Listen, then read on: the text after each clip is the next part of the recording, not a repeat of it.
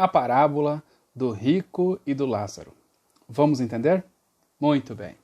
Aqui a gente já tem dito, nesses vídeos que a gente tem apresentado, que a Bíblia se vale de questões informais, coloquiais e populares. Então, nem sempre a Bíblia fala tecnicamente. E a gente sabe que você tem, por exemplo, em João 5, um comentário de que descia um anjo para mexer as águas. Aquilo dali não é bem assim. Existia uma crença popular de que os anjos desciam para mexer a água. Tá certo? Tanto é que está tudo entre colchetes. Aí, nós vemos aqui também, já mostrei para vocês, que a palavra alma pode ser também usada de uma maneira coloquial, popular, não técnica, né, informal. E essa história do Lázaro também é, na verdade, um conto popular que existia na época de Jesus. Esse mito do mundo dos mortos sempre existiu e na época de Jesus existia essa historinha. Como existe a historinha hoje dos Três Porquinhos, existe a historinha aí hoje do Chapeuzinho Vermelho, né? Existiam histórias na época de Jesus de contos populares, né? A gente também, quando prega, usa muitas ilustrações. Quantas ilustrações que eu usei, né? Que o cachorrinho conversava com o gatinho, né? Que o martelo conversava com o serrote. Não são coisas que a gente acredita factivelmente, mas são ilustrações, recursos, anedotas que nós contamos para ilustrar algo que a gente quer dizer. Você tem, por exemplo, em se tratando de parábolas, árvores que falam. Juízes, capítulo 9, versos 7 a 15. 2 Reis, capítulo 14, versículo 9. E você tem também, na parábola do semeador, um homem, um semeador, um agricultor, perdendo 75% das sementes dele. Será que isso faz sentido? Não faz, lógico que não. No entanto, é usado como uma ilustração, não é algo realmente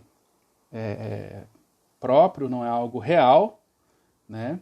Não é uma ocasião, não é algo que aconteceu de fato, mas é algo que é usado como uma ilustração para chegar a um objetivo. Já vou mostrar para vocês qual é o objetivo dessa parábola. Bom, outra questão que eu encontrei nesse livro aqui, O Terceiro Milênio, As Profecias do Apocalipse, do pastor Alejandro Bulhon, uma argumentação muito interessante, para mostrar que realmente a parábola do rico e do Lázaro se trata só de uma historinha, só de uma ilustração, só de uma parábola. Quer ver? De que tamanho era o seio de Abraão para que lá coubessem todos os espíritos dos mortos? É uma pergunta que não tem como responder. Ela vai para o limite do absurdo, né? Então, se trata de uma ilustração apenas, uma historinha. Para onde foram os mortos que morreram antes de Abraão, se o seio de Abraão é a morada dos espíritos? Também é uma pergunta absurda, né? Não tem como responder, porque a história não é uma coisa real, é só uma imaginação. O seio de Abraão está tão perto do inferno que seus moradores podem interagir entre si? Pois é, lá o Abraão, né, conversava com o rico que está, o Lázaro conversava com o rico que estava no inferno, né? O Lázaro no céu, no seio de Abraão, e o rico no inferno, né? Então parece que quem está no céu enxerga quem está no inferno, e aí você vê o diálogo entre eles. Quarta pergunta. Abraão é quem autoriza as coisas na vida após a morte, e é a ele que devemos pedir misericórdia? Porque assim aconteceu, né? O rico pediu misericórdia para Abraão e era Abraão que tinha que autorizar. Veja, essas 4 perguntas só ilustram que a parábola do rico e Lázaro não passa de uma parábola. Essa parábola se encontra em Lucas, capítulo 16, 19 a 31, e ela só tem como objetivo levar o leitor, o ouvinte, a uma lição moral. Qual é a lição moral? O que você encontra no versículo 31. Aqui você vê a evidência, né, do fundo moral. É só para ter um fundo moral. Qual era o fundo moral? Você lê em Lucas 16, 31. Abraão, porém, lhe respondeu: se não ouvem a Moisés e aos profetas, tampouco se darão persuadir, ainda que ressuscite alguém dentre os mortos. Essa era a conclusão da história. Esse é o fundo moral da história. O que é não ouvem Moisés e os profetas? A Bíblia dos judeus era dividida em duas partes. Assim como a minha e a tua Bíblia hoje é dividida em Antigo Testamento e Novo Testamento, a Bíblia deles, na época de Jesus, era dividida em Lei de Moisés e Escritos dos profetas. Então Jesus estava falando assim, se as pessoas não ouvem nem a Bíblia, não adianta alguém voltar do mundo dos mortos para falar para eles sobre a verdade de Deus. Tanto é que Jesus voltou do mundo dos mortos. Jesus estava morto e reviveu. Eles acreditaram em Jesus? Não. Sabe por quê? Porque nem na Bíblia eles acreditaram.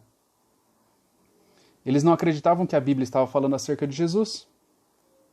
Tanto é que Jesus disse, né? Não vim revogar a lei e os profetas, eu vim para cumprir. Jesus falou, examinai as Escrituras, porque julgais ter nelas a vida eterna, e são elas que testificam de mim. Jesus veio para cumprir as profecias do Antigo Testamento, coisa que eles pensavam que estudavam. Mas, na verdade, eles não acreditavam nas profecias do Antigo Testamento, porque quando Jesus veio, eles não aceitaram Jesus. Então, Jesus falou assim, vocês estudam a Bíblia, mas é ela que fala de mim e vocês não estão acreditando em mim? Então, é essa a moral da história. A moral da história é que nós devemos acreditar na Bíblia.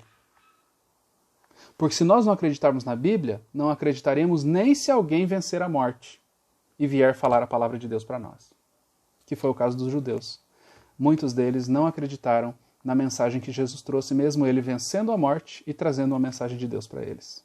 Que eu e você possamos acreditar na Bíblia. Que eu e você possamos ter essa filosofia de entendimento bíblico e não uma filosofia grega que fala de dualismo helênico, né, de Platão, corpo e alma. Não. Eu e você acreditamos na Bíblia, não acreditamos em filosofias. Não acreditamos em teorias humanas. Nós acreditamos em Bíblia. Que você possa acreditar na Bíblia. Essa é a mensagem da parábola do rico e do Lázaro.